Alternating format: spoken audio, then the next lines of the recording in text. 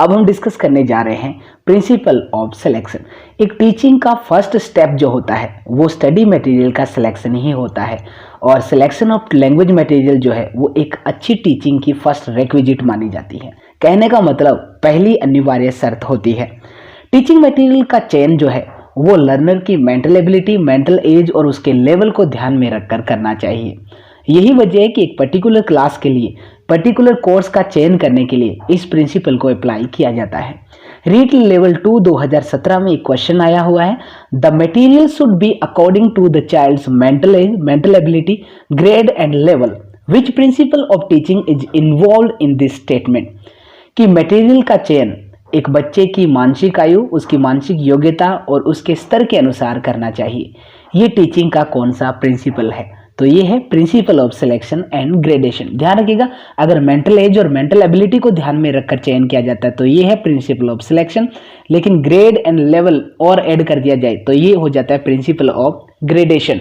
हालांकि ये दोनों एक दूसरे के अभिन्न अंग ही है दोनों प्रिंसिपल्स, लेकिन हम इस वॉल्यूम में प्रिंसिपल ऑफ सिलेक्शन और प्रिंसिपल ऑफ ग्रेडेशन को अलग अलग पढ़ेंगे। इसके अलावा एक क्वेश्चन और आया हुआ है कि इनमें से कौन सा जो प्रिंसिपल है वो एक पर्टिकुलर क्लास के लिए, पर्टिकुलर कोर्स चयन करने के लिए अप्लाई किया जाता है। तो ये है द प्रिंसिपल ऑफ सिलेक्शन। किसी भी लैंग्वेज मटेरियल का सिलेक्शन करने के लिए इन प्रिंसिपल्स को ध्यान में रखना चाहिए। पहला है फ्रीक्वेंसी। फ्रीक्वेंसी का मतलब ये है कि एक लैंग्वेज में कोई पर्टिकुलर वर्ड या आइटम कितनी बार यूज होता है। कहने का मतलब एक टीचर को वही स्टडी मटेरियल चयन करने पर ज़्यादा प्रायोरिटी देनी चाहिए जो वर्ड्स जो है वो उस लैंग्वेज में ज़्यादा से ज़्यादा बार आते हैं। फॉर एग्जांपल के लिए जैसे class, chalk, duster, board, students, tables, home, father, इनका जो यूज है वो एक चाइल्ड लगातार और डेली यूज में करता है। तो इसका मतलब ये जो वर्ड्स होते हैं वो फ्रीक्वेंटली यूज किए जाते हैं। तो स्टडी मटेरियल का चयन करते वक्त इस प्रिंसिपल को ध्यान में रखना चाहिए। इसके अलावा दूसरा पॉइंट है उस टीचिंग मटेरियल या पर्टिकुलर लैंग्वेज आइटम की रेंज। रेंज का मतलब है कि किसी पर्टिकुलर वर्ड का कितना दायरा है। कहने का मतलब वो कितने प्रकार की सिचुएशन में यूज किया जा सकता है। एक टीचर को स्टडी मटेरियल सिलेक्ट करते वक्त उन वर्ड्स को प्रायोरिटी देनी चाहिए जिनका सबसे ज्यादा दायरा हो। कहने का मतलब एक ही वर्ड बहुत सारी चीजों के लिए अप्लाई किया जा सके। कहने का मतलब अगर बच्चों को फ्रूट वर्ड सिखा दिया जाता है तो ये अकेला फ्रूट वर्ड जो है वो सभी प्रकार के फ्रूट्स के लिए यूज किया जा सकता है। अगर ऑरेंज है तो भी उसे फ्रूट कहा जा सकता है, ग्रेप्स है तो भी कहा जा सकता है, एप्पल्स है तो भी कहा जा सकता है। कहने का मतलब हमें अलग अलग जगह पे इन सारे वर्ड्स को याद नहीं करना पड़ता, हम उन सब के लिए एक ही वर्ड यूज कर सकते हैं। उसी प्रकार अगर टेबल हो या चेयर हो या डेस्क हो, कोई भी मटेरियल हो जो वुड का बना है, उन सारों के लिए एक ही वर्ड फर्नीचर यूज किया जा सकता है। तो कहने का मतलब फ्रूट और फर्नीचर ऐसे वर्ड्स हैं जिनकी रेंज काफी ज्यादा है। तो स्टडी मटेरियल के दौरान एक टीचर को उन्हीं वर्ड्स को प्रायोरिटी देनी चाहिए जिनकी रेंज सबसे ज्यादा हो। नेक्स्ट इसका प्रिंसिपल है स्टडी मटेरियल के दौरान वर्ड्स या स्टडी मटेरियल की कवरेज को ध्यान में रखना चाहिए। साधारण भाषा में एक ही शब्द एक से ज्यादा कितने मीनिंग जो है वो दे सकता है। फॉर एग्जाम्पल मार्क और हेड ऐसे वर्ड्स हैं जो एक साथ कई प्रकार के मीनिंग्स देते हैं हर सिचुएशन के अंदर। जैसे पहले सेंटेंस के अंतर्गत he needs only 1 mark to pass, यहाँ पे इसका मतलब है अंक, कि उसे केवल 1 अंक की आवश्यकता है पास होने के लिए। उसी प्रकार दूसरे एग्जाम्पल में यही मार्क जो है वो पद चिन्ह के लिए यूज किया गया है कि हमेशा अपने पीछे एक पद चिन्ह छोड़ के जाओ। उसी प्रकार तीसरे एग्जाम्पल में जो मार्क है वो निशान के लिए यूज किया गया है, there is a mark on your face. तो हमने देखा कि मार्क जो वर्ड है वो 3 सेंटेंस में यूज किया गया है, स्पेलिंग वही है लेकिन मीनिंग ये एक से ज्यादा दे रहा है। उसी प्रकार से हेड वर्ड जो है वो भी कई प्रकार के मीनिंग दे रहा है। He is head of our house, कहने का मतलब वो हमारे घर का मुखिया है। और अगर इसी हेड को एक और सिचुएशन में यूज करें, he put his hand on my head, तो यहां पर हेड का मतलब है सर, उसने मेरे सर पे अपना हाथ रखा।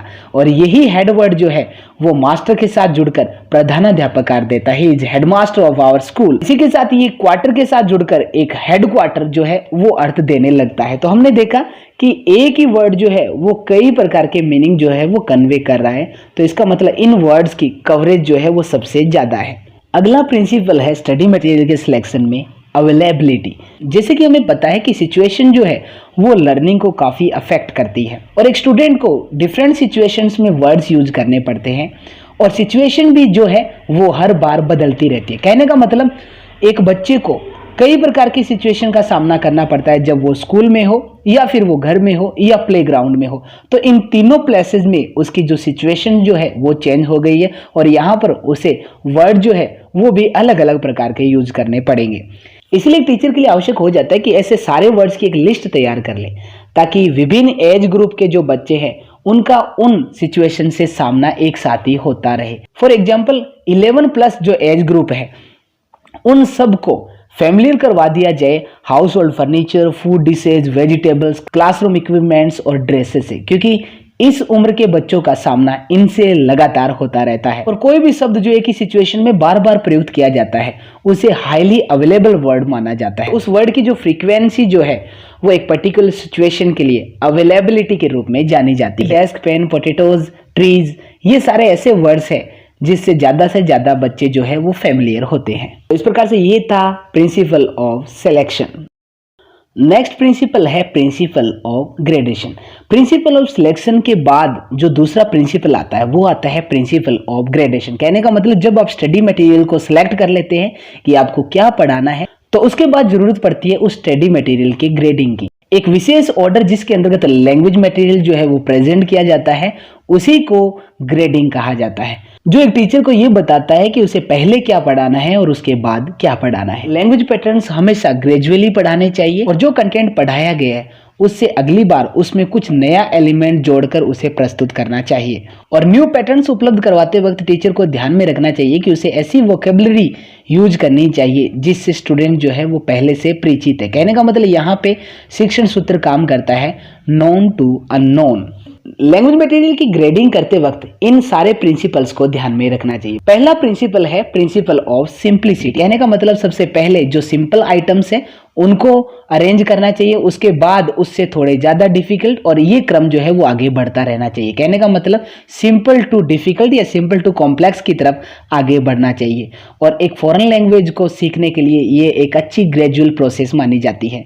दूसरा प्रिंसिपल है प्रिंसिपल ऑफ फैमिलियरिटी। इस प्रिंसिपल का मतलब है कि पहले वही ऑब्जेक्ट्स पढ़ाने चाहिए जिससे स्टूडेंट जो है वो ऑलरेडी फैमिलियर होने चाहिए। तो पहले उन्हें अरेंज करना चाहिए, उसके बाद उससे अनफैमिलियर जो ऑब्जेक्ट्स होते हैं उनको इंट्रोड्यूस करवाया जाना चाहिए। ऐसा करने से लर्नर्स में जो इंटरेस्ट है वो बना रहता है। और अगर पहले ही अनफैमिलियर आइटम्स जिनको बच्चे जानते ही नहीं है, पहचानते ही नहीं है, उनको अगर उपलब्ध करवा दिया जाए तो स्टूडेंट जो है वो इंटरेस्ट लेना बंद कर देते हैं। नेक्स्ट है principle of teachability.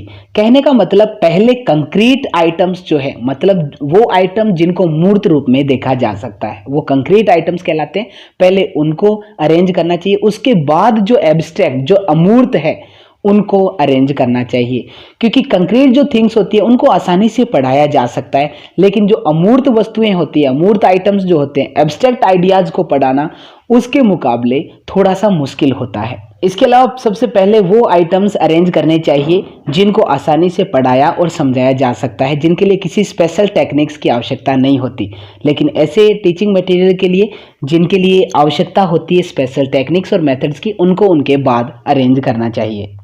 Next principle है प्रिंसिपल ऑफ एज ग्रुप, जो काफ़ी इंपॉर्टेंट है। सब्जेक्ट मटेरियल की ग्रेडिंग करते वक्त विभिन्न एज ग्रुप को ध्यान में रखा जाता है। बच्चों के मानसिक स्तर के आधार पर ही उसको अरेंज करना चाहिए। जैसा कि हमने देखा है कि जैसे कोई गणित का प्रश्न है तो छोटी क्लासों के अंतर्गत उसका लेवल एकदम छोटा होता है, लेकिन जैसे जैसे क्लास का स्तर बढ़ता जाता है वैसे वैसे उन क्वेश्चन का काठिन्य स्तर भी बढ़ता जाता है।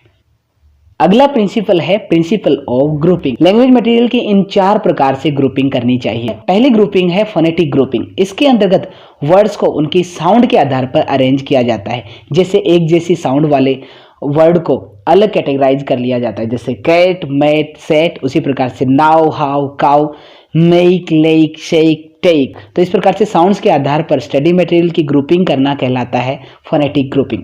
दूसरी है लेक्सिकल ग्रुपिंग। लेक्सिकल आइटम्स या लेक्सिकल वर्ड्स वो वर्ड्स होते हैं जिनके लिटरल मीनिंग होते हैं। कहने का मतलब जो डिक्शनरी में उनका मीनिंग दिया हुआ है वैसा का वैसा ही सेंटेंस में प्रयुक्त किया जाता है। तो ऐसे वर्ड्स की लेक्सिकल सिचुएशन के आधार पर ग्रुपिंग करनी। कहने का मतलब अगर हम फादर वर्ड को डिक्शनरी में देखेंगे तो इसका अर्थ पिता ही होगा, तो इसका मतलब ये है एक लेक्सिकल वर्ड जिसका विभिन्न सिचुएशन के आधार पर जो अर्थ है वो नहीं बदलता है। लेकिन जैसे हेड वर्ड हमने देखा तो हेड जो है वो हर सिचुएशन में सेम नहीं रहता है, जैसा कि हमने ऊपर के एग्जांपल्स में इसको डिस्कस भी किया था। तो कोई भी ऐसा वर्ड जिसका एकदम लिटरल मीनिंग रहता है वो लेक्सिकल वर्ड्स कहलाता है, और लेक्सिकल सिचुएशन के आधार पर उनकी ग्रुपिंग लेक्सिकल ग्रुपिंग कहलाती है। जैसे फैमिली, इसके अंतर्गत सारे ग्रुप को एक साथ ही ऐड कर लिया जाता है, जैसे फैमिली में फादर, मदर, ब्रदर, सिस्टर, ये सारे आ जाते हैं। उसी प्रकार से स्कूल के अंतर्गत जितने भी लेक्सिकल वर्ड्स हैं स्कूल से रिलेटेड वो सारे आ जाएंगे, जैसे टीचर, पियोन, हेडमास्टर। उसी प्रकार से फर्नीचर में टेबल, चेयर, डेस्क, बोर्ड, ये सारे एक साथ ग्रुपिंग में आ जाते हैं। तो इसे कहा जाता है लेक्सिकल ग्रुपिंग। अगली ग्रुपिंग है सीमेंटिंग ग्रुपिंग, जो कि लेक्सिकल ग्रुपिंग से थोड़ी सी अलग है। लेक्सिकल ग्रुपिंग के अंतर्गत तो जो वर्ड थे उनका एक्चुअल मीनिंग ही रहता था, लेकिन सीमेंटिंग ग्रुपिंग के अंतर्गत वो वर्ड्स या स्टडी मटेरियल शामिल किया जाता है, वो टीचिंग आइटम शामिल किए जाते हैं जो विभिन्न सिचुएशन में अपना अर्थ जो है वो बदलते रहते हैं। इनका जो मीनिंग होता है वो स्टेबल नहीं होता, सिचुएशन के अकॉर्डिंग बदलता रहता है। फॉर एग्जाम्पल, मार्क वर्ड अगर आप डिक्शनरी में देखोगे तो इसका अर्थ जरूरी नहीं है कि आपको अंक ही देखने को मिले, वो विभिन्न सिचुएशन में अलग अलग देखने को मिलेगा। इन तीनों एग्जाम्पल में इसका जो मीनिंग है वो अलग अलग है। तो इस प्रकार की ग्रुपिंग को कहा जाता है cementing grouping. Last and final grouping है स्ट्रक्चरल ग्रुपिंग, या जिसे ग्रामेटिकल ग्रुपिंग भी कहा जाता है। इसके अंतर्गत वो ग्रामेटिकल स्ट्रक्चर जो एक जैसी स्ट्रक्चर्स रखती है उनको एक साथ ग्रुप में ऐड किया जाता है। जैसे एग्जांपल देखिए, he plays cricket, she plays hockey, she likes badminton. यहां पर हमने देखा सब्जेक्ट, वर्ब, ऑब्जेक्ट, इसी ग्रुपिंग को एक साथ रखा है। हमने कभी ऑब्जेक्ट बदल दिया तो कभी सब्जेक्ट बदल दिया तो कभी वर्ब बदल दी। तो इस प्रकार से ये हुई स्ट्रक्चर ग्रुपिंग। तो फिलहाल इस वॉल्यूम में इतना ही। मिलते हैं कल इसके नेक्स्ट पार्ट के साथ और कुछ नए प्रिंसिपल्स के साथ। तब तक के लिए दीजिए इजाजत। शब्बा खैर।